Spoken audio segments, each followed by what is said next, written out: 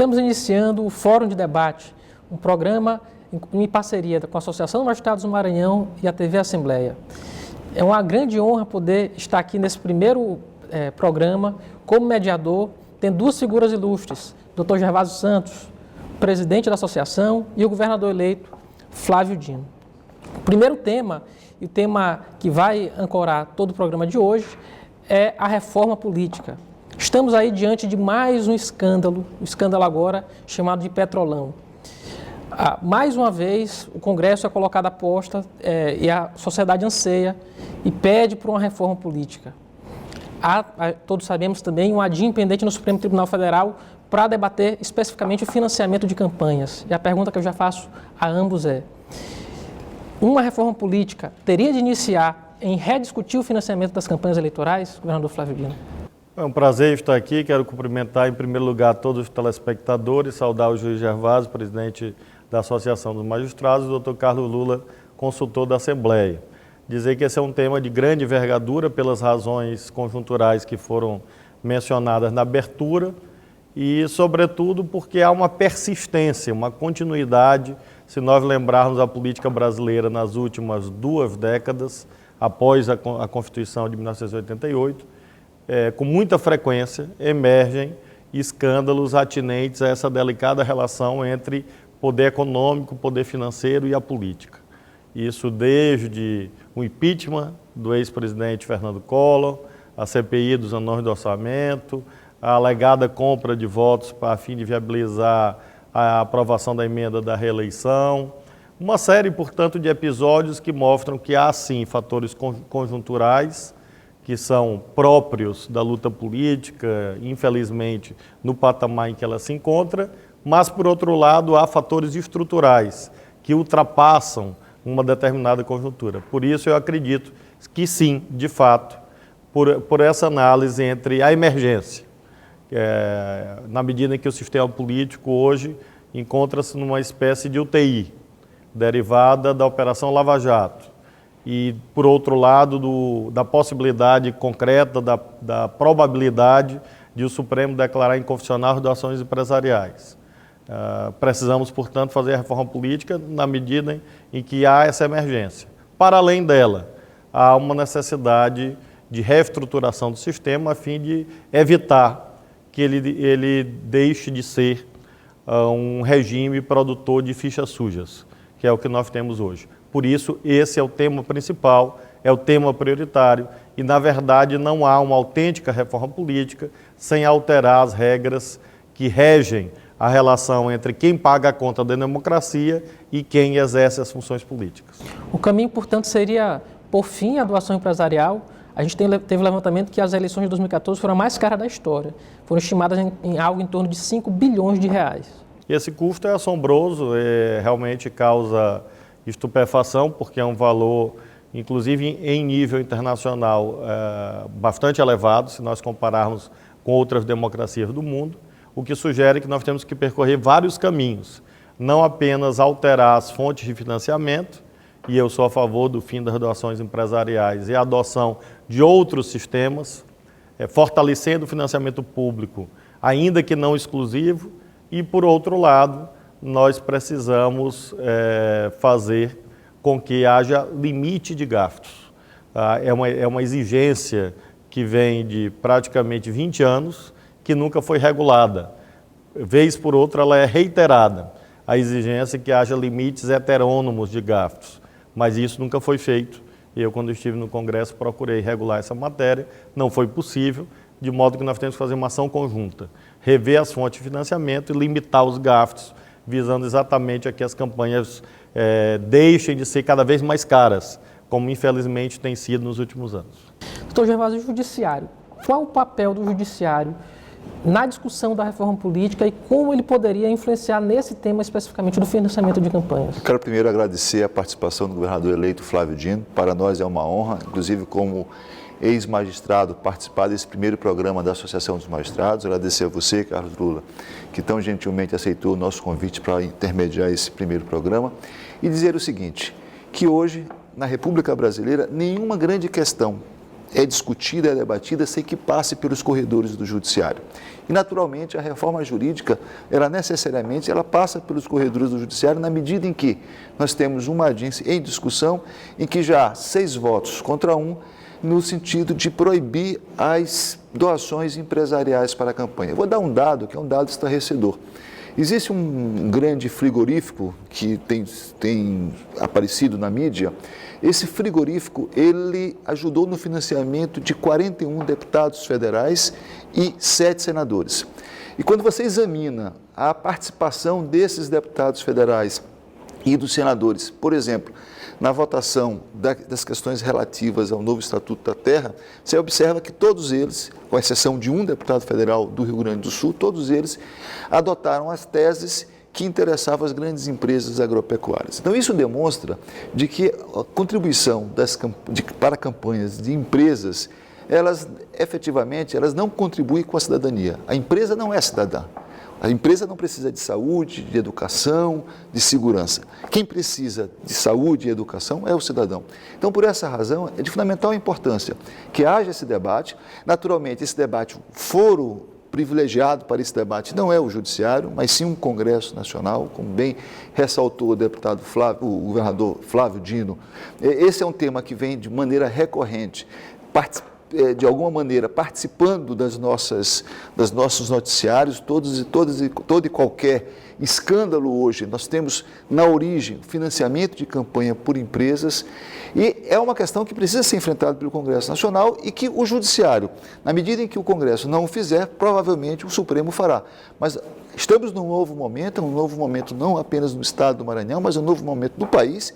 E nós acreditamos piamente de que, diante da experiência de nós termos tido, em 2014, uma das eleições mais caras da história, né, do nosso país, de que esse tema efetivamente ocupe o centro de debate do Congresso Nacional. É preciso melhorarmos a qualidade da nossa representação, ou seja, os parlamentares efetivamente devem representar o cidadão e não os interesses dos grandes grupos econômicos. Em relação especificamente à limitação de gastos de campanha, a gente tem, desde a Lei 9.504, uma previsão expressa que o Congresso deveria regulamentar. Isso vem sendo modificado e, do máximo, que a gente tem uma intenção de resultado, diz assim, não, se não regulamentar, cada partido vai prever na sua convenção qual é o limite de gastos. Será que não seria a hora do próprio Judiciário dizer assim, olha, é possível a gente estabelecer um limite de gastos via resolução? Sem dúvida, acho que nesse particular o Judiciário poderia ser mais proativo.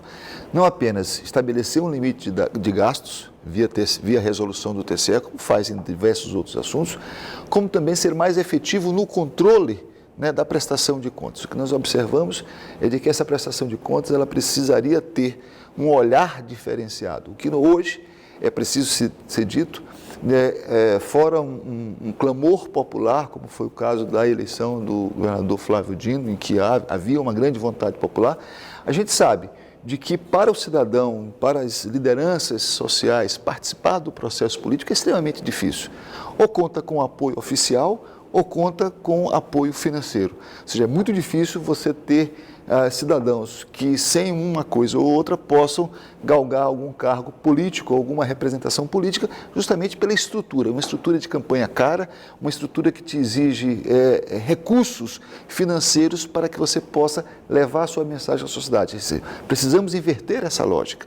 E creio que o Judiciário tem um papel fundamental, aliás, como em todas as questões inerentes a essa República. E a prestação de contas, sem dúvida alguma, passamos da hora de termos limites para os gastos de campanha e mais. Eu acredito que a proibição das contribuições empresariais, a limitação das contribuições individuais do cidadão e o financiamento público de campanha podem, evidentemente, se não resolver tudo, pode dar alguma lógica ao sistema. E aí eu coloco uma questão polêmica. O tempo todo a gente se debate com a reforma política no Congresso e não consegue avançar. A gente sempre coloca como uma bandeira que precisa ser levantada, mas a gente nunca consegue ter maioria para aprovar essa reforma. Flávio, o que tu acha de uma constituinte exclusiva para a reforma política? Eu tenho defendido essa tese já de alguns anos e eu apresentei uma proposta de emenda à Constituição quando lá estive na Câmara porque logo que eu cheguei no Congresso, em 2007, havia um debate sobre essa temática que já vinha desde 2003. Havia, portanto, um acúmulo legislativo. Nós tentamos logo no começo da legislatura votar algumas medidas nessa direção de limitação de gastos. Eu mesmo apresentei muitas propostas de restrição de fonte de financiamento, criação de um sistema que estimulasse as doações cidadãs das pessoas físicas, e nada disso prosperou. Então, depois, em 2009, nós objetivamos novamente colocar esse tema na pauta. Houve novamente um esforço de elaboração sob a coordenação do hoje vice-presidente da República, Michel Temer. Havia um grupo de trabalho com parlamentares que se dedicavam ao tema, dele fazia parte eu próprio, o deputado Régis de Oliveira, que foi presidente da Associação dos Magistrados Brasileiros, o hoje ministro da Justiça, Zé Eduardo Cardoso, e nós produzimos ali, hoje ex-deputado Ibsen Pinheiro, produzimos ali um conjunto de teses e submetemos aos líderes e houve nova frustração. Exatamente por isso, apresentei uma proposta de emenda à Constituição prevendo uma Constituinte exclusiva. E acho que os fatos que se sucederam após esse momento que narrei corroboram isto. Há uma grande dificuldade de formação de maiorias no parlamento. Nós estamos assistindo neste momento, nestes dias, exatamente um debate que desborda, inclusive, da ética parlamentar acerca de uma votação de uma lei sobre superávit primário.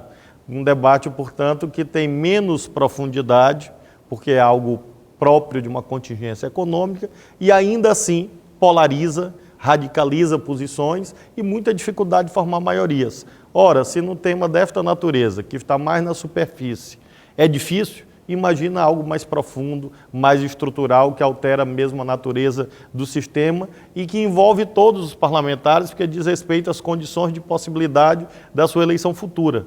Por isso, eu cada vez mais sou convicto que a tese mais justa, mais adequada, sem prejuízo do esforço ordinário no Congresso, é exatamente em algum momento nós convocarmos um Congresso Constituinte ou uma Assembleia Constituinte, legitimada pelo voto popular, pode ser em 2016, em 2018, pouco importa, para que a gente possa rediscutir as instituições políticas e o chamado Pacto Federativo, que seria o outro caminho de realização dessa mini constituinte ou dessa Assembleia Constituinte, como queiram chamar, e eu não me prendo muito ao nome, e sim ao conteúdo. E me parece que esse é o melhor caminho.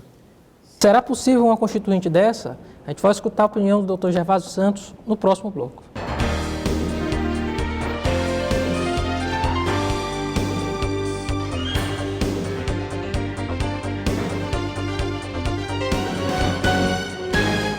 Estamos de volta.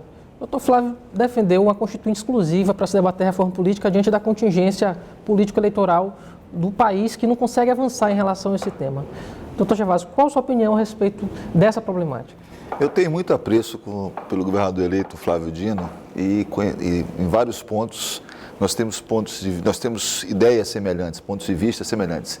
Mas nessa questão em particular, eu realmente diverjo dele. Creio que a nossa Constituição é uma boa Constituição e temo de que uma constituinte específica, poderia alterar alguns pontos que são pilares e que o mercado econômico, de alguma maneira, aponta como entrave para o nosso suposto desenvolvimento. Então, temo de que essa ideia, que embora nasça com uma boa perspectiva, com uma perspectiva de alterar o sistema político, possa ser utilizado também para retirar, quer do trabalhador, e algumas garantias que, a meu ver, são de fundamental importância. Nós temos direitos, nós temos no campo social, no campo econômico, alguns avanços que são avanços que talvez foram possíveis naquela oportunidade, porque saímos de uma ditadura militar e que me parece que nesse atual momento, em que há um processo de retorno do conservadorismo, essa Constituinte possa ser utilizado para que, em alguns aspectos, haja retrocesso. Evidentemente, não há dúvida de que há dificuldade no âmbito do Congresso Nacional de se realizar a reforma política. Até porque, se não houvesse, ela já teria ocorrido. Há um consenso nesse país, o sistema político não ajuda ninguém. né? E há um consenso no Congresso Nacional de que esse sistema político, embora não seja bom, ele permitiu que os parlamentares que ali estão jogassem a regra do jogo e pudessem, então, obter um mandato. Me parece de que, talvez para solucionar esse problema, talvez fosse interessante nós criarmos uma vacatio legis, de tal sorte de que qualquer alteração entrasse em vigor não na próxima legislatura, mas numa legislatura seguinte, de maneira de que o parlamentar ele pudesse trabalhar não voltado para a sua próxima reeleição, mas voltado para, efetivamente, para a construção de um sistema que pudesse abrir espaço para as lideranças sociais, as lideranças políticas, sem que houvesse a necessidade de utilizar tantos recursos para que ali se chegasse. E também nós temos que alterar as distorções que existem. Veja, você tem uma determinada pessoa que tem uma projeção nacional, aquela pessoa é cooptada por um partido político e a quantidade de votos que aquela pessoa recebe acaba elegendo 3, 4, 5 parlamentares. E nós temos hoje um Congresso Nacional, uma Câmara dos Deputados, por exemplo, com 28 partidos representados. Até para negociar, quer para o governo negociar, quer para o próprio Poder Judiciário negociar, as entidades associativas, as entidades sindicais negociar com o parlamento. Hoje é difícil, porque você não sabe exatamente quais são as forças políticas efetivamente representadas. Mas me parece que a Constituinte ela tem esse risco, ela tem o risco de trazer um retrocesso ao país na área econômica, na área social, na área das garantias, né, das garantias constitucionais, sobretudo nesse momento conservador pós-eleição. Eu queria, Lula, lembrar Guimarães Rosa, né, Riobaldo falando, ele disse que viver é perigoso, né? De fato, toda opção que você adota, seja na sua vida privada ou eventualmente no debate público, né, das instituições, envolve perigos, claro. Então, de fato, esse risco existe. Mas eu admito a possibilidade de correr esse risco diante da possibilidade do bônus. Acho que o bônus supera em muito o risco. Com um detalhe, acho, Gervásio, que o atual caminho adotado é o pior dos mundos, porque é exatamente a gestão de crises seguida de intervenções do judiciário. E as intervenções, só complementar o raciocínio, as intervenções do judiciário, ad hoc, elas produzem grandes desastres. E cito exatamente o exemplo que você deu, da proliferação partidária. Ela é fruto direta de uma decisão judicial que foi a da fidelidade partidária rígida, com o estímulo à criação de novos partidos. Eu disse isso no Congresso logo que foi votada a resolução. Ora, na medida em que o sistema político tem o seu dinamismo, e no caso brasileiro não tem a sua estabilidade, uma estabilidade inglesa, porque nós tivemos pelo menos 2 ou 3 golpes de Estado nesse período, quando o judiciário, abriu o caminho para a flexibilização da fidelidade via criação de novos partidos, o que ocorreu foi exatamente isso. Nós saímos de 18 partidos representados na Câmara para 28, exatamente porque você estimulou, e agora nós vamos ter novos partidos sendo criados, nós vamos passar de 30 sendo representados.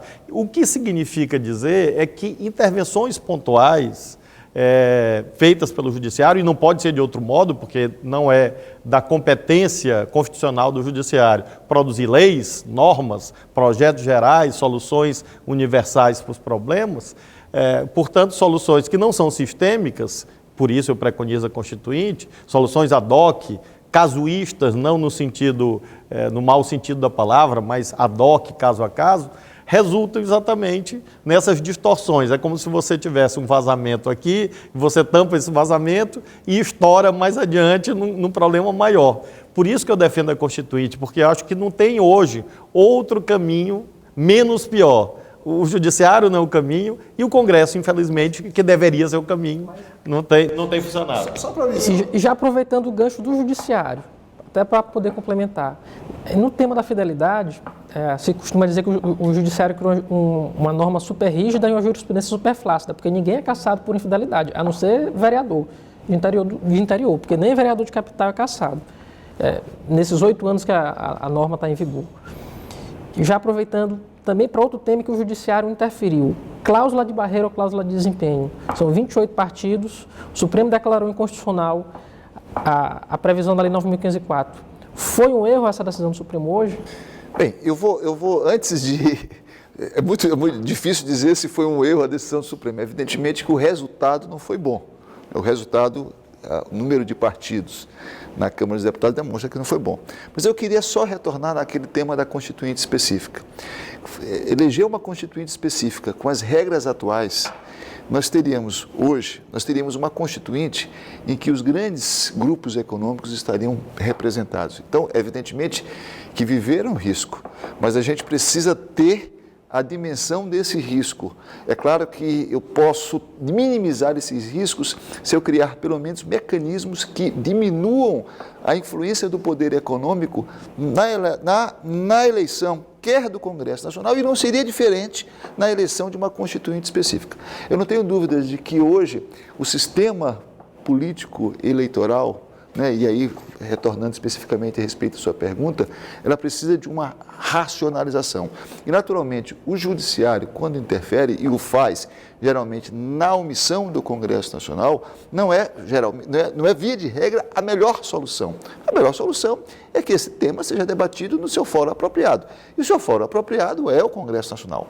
É lá que se deve ter as diversas facções políticas, os diversos grupos políticos que, naturalmente, com suas posições antagônicas, permitem construir os consensos, que são os consensos que o Judiciário não tem este perfil.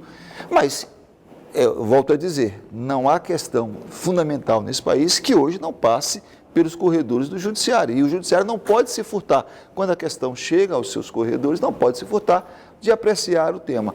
Sem dúvida alguma, não usaria dizer se a decisão do Supremo foi certa ou errada, mas eu diria que as consequências da decisão não foram as melhores possíveis. Eu acho que eu queria complementar que no caso da cláusula de desempenho, o grande fundamento adotado, o fundamento principal adotado pelo Supremo me pareceu acertado, porque o Supremo não disse que era inconstitucional o instituto da cláusula de barreira. O Supremo julgou um caso, uma lei, e considerou inconstitucional aquela cláusula de barreira por duas razões. A primeira, ela era incompleta, porque ela não impedia que o representante se elegesse. Ele era eleito, mas no exercício, como o partido não tinha funcionamento parlamentar, esse parlamentar se transformaria numa espécie de zumbi, porque ele seria um semi-parlamentar. Não obstante representasse, não teria os direitos parlamentares inerentes à integração a uma determinada bancada parlamentar. E depois o percentual foi decisivo, porque de fato, tirando um ou outro sistema jurídico, da Alemanha é um caso notável, mas em média, nenhum dos países da Europa adota a cláusula de barreira de 5%. Aí a Alemanha tinha razões determinadas para adotar a cláusula de barreira de 5%, exatamente barrar a representação dos nazistas no parlamento. Por isso, uma cláusula de barreira alta, para exatamente impedir a volta do nazismo. Então, um trauma nacional próprio da sociedade alemã, pela falta de alfândega epistemológica, quando foram fazer a Lei 9.096, importaram os 5% e enfiaram aqui na realidade brasileira. E quando há, inclusive, uma recomendação no âmbito da União Europeia de que as cláusulas de barreira não ultrapassem no máximo 3%. Recomenda 2%, no máximo 3%, exatamente para não gerar uma outra anomalia no sistema, que seria a subrepresentação das minorias. No caso europeu, inclusive minorias regionais, étnicas, enfim, porque há uma permanente pressão, inclusive de redefinição de fronteiras territoriais. Agora mesmo nós estamos vendo a situação da Catalunha com a Espanha. Então, cláusula de barreira muito alta também conduz à deslegitimação do sistema. E acho que aí o Supremo acertou. Eu gosto muito dessa proposta que está em discussão, ou pelo menos está sendo apresentada no projeto popular, que prevê a eleição proporcional em 2 turnos, em que no primeiro turno você votaria para os partidos ou coligações, e aí e no segundo turno para os candidatos nominalmente. E no primeiro turno você teria a definição de quantas cadeiras cada partido teria direito, e no segundo turno o eleitor escolheria quem ocuparia, os filiados daqueles candidatos, daquele partido, essas cadeiras. Isso me parece que daria alguma, juntamente com uma redução do percentual de Cláusula de Barreiras, isso daria alguma ordem ao sistema. Porque hoje, quando nós perguntamos a um determinado partido político qual é o projeto de educação que o partido, que a sua bancada irá defender no parlamento, nós não sabemos. Qual é o projeto de saúde que a bancada do partido político B irá defender no parlamento? Não sabemos. Por quê? Porque nós não temos... A eleição proporcional ela é muito centrada na pessoa do candidato, né? Que ali antes do prazo final ele escolhe um partido, geralmente aquele partido que facilite a vida ou que ele possa, a partir dos cálculos, conseguir a sua eleição. E a gente precisa, além da cláusula de barreira, a redução desse percentual, a gente precisa também ter uma melhor qualidade ou uma melhor possibilidade de escolher bancadas que possam atuar de maneira integrada com o próprio executivo, sem que haja aquele tome lá da cá, mas do ponto de vista, inclusive, ideológico. O sistema proporcional de lista aberta, do jeito que é no Brasil, é um caso único no mundo. A gente tem há quase 80 anos com um sistema desse jeito, em que a gente não vota, a gente vota nas pessoas e elegem o partido. Você vota em quem não vê e elege. A solução dessa proposta de iniciativa popular é engenhosa, inteligente, me agrada muito porque exatamente tem uma inventividade, né? Eu lembro sempre do Celso Furtado, quando perto de morrer, perguntado para ele qual era o principal desafio nacional, ele disse recuperar o gosto pela imaginação institucional, recuperar o gosto pela criação de novos modelos, discutir novos projetos, e essa proposta tem essa virtude. Mas eu penso que se é para caminhar para 2 votos, que seria 2 eleições, 2 votos, nós poderíamos caminhar já para o sistema distrital misto, que é um sistema que permite, chega ao mesmo lugar, que é a desindividualização do processo político, na medida que o cidadão tem 2 votos. Num ele vai votar segundo os seus parâmetros de representação dos seus interesses imediatos, o distrito, e que há uma tendência, inclusive, de distritalização das eleições no Brasil, e depois ele teria um voto mais ideológico, que seria o voto partidário, em lista fechada. Em lista fechada. Então ele teria 2 votos, e aí isso permitiria chegar ao mesmo resultado, talvez com um modelo que já foi testado em outras sociedades e que a gente conhece mais ou menos o resultado. Ele mesmo já conduziria um estreitamento do quadro partidário, porque de fato o voto uninominal proporcional e lista aberta conduz a uma grande fragmentação partidária, exatamente, e perda de identidade a que Gervásio fez referência. Os sujeitos políticos. A gente podia passar aqui mais 3 ou 4 programas falando sobre reforma política, mas infelizmente nós temos que concluir. Abre espaço para as considerações finais. Eu vou começar agradecendo a presença do governador eleito Flávio Dino e dizer que esse programa é um programa que pretende debater questões de interesse da sociedade, demonstrando a preocupação da magistratura e do Poder Judiciário com temas que alcançam não apenas questões de natureza corporativa, porque nós entendemos de que uma entidade como a Associação dos Magistrados do Maranhão, ela tem uma função que vai muito além dos interesses corporativos dos seus associados. Ela tem também a capacidade e a necessidade de dialogar com a sociedade, com as instituições, até para encontrarmos melhores caminhos para a construção de uma sociedade melhor e, no nosso caso, de um Estado melhor. Bom, quero agradecer à Associação dos Magistrados do Maranhão e à TV Assembleia a oportunidade de aqui estar, saudar o mediador, Carlos Lula, que revelou dotes desconhecidos do grande público aqui de ilustre comunicador.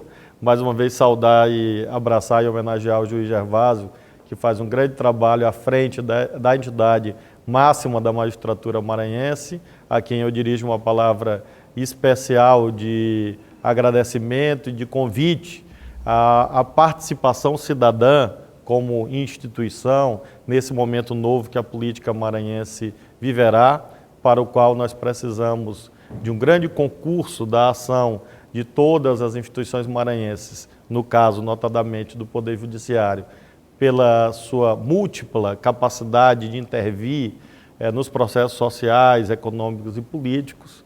Esse programa é uma demonstração disto e aproveitar a oportunidade para me dirigir a todos os telespectadores com a mensagem de um ótimo Natal, já que se aproxima o fim do ano, e que o sentimento de fraternidade próprio desta época esteja presente em todos os lares maranhenses no próximo ano de 2015.